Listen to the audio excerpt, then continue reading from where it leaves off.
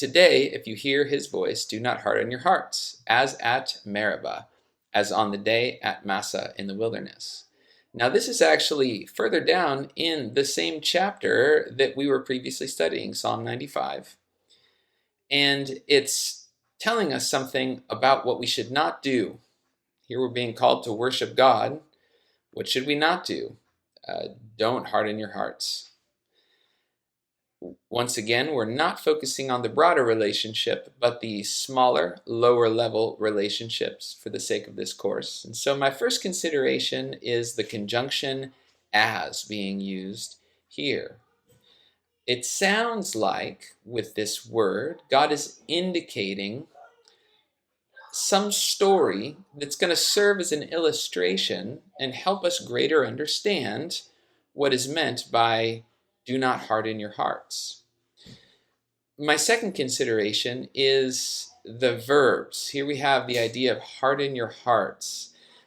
This statement down here doesn't actually have a verb, so I'm trying to figure out what the main idea is down here. Well, I think as I read it, and this is often what happens with, this is called a prepositional phrase, as at Meribah is a prepositional phrase. What often happens is that there's an implied verb carried from the previous statement.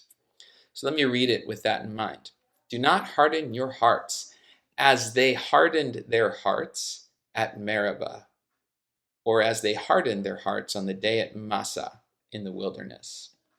My third consideration is that I want to understand what Meribah and Massah are. And I looked it up before I started the video. Meribah refers to two different scenarios in which the people complained about water, and they complained about God and Moses in the light of not having enough water. And then Moses is instructed by God to provide them water.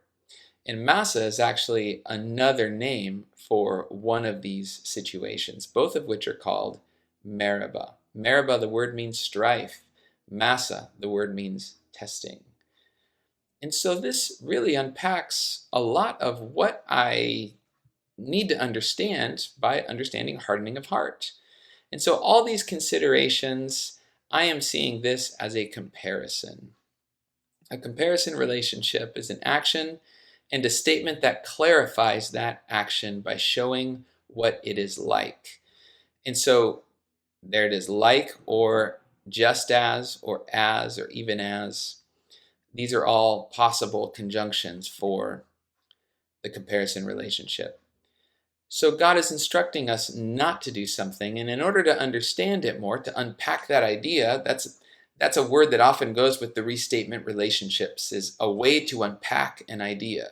He's unpacking this idea here by showing us an example or an illustration of someone who did that. And so all these things that we've been talking about, the testing and the strife, and if we went back and read that story, it would unpack that idea and serve as an emotional and mental connection, a picture that helps us understand what we are not to do.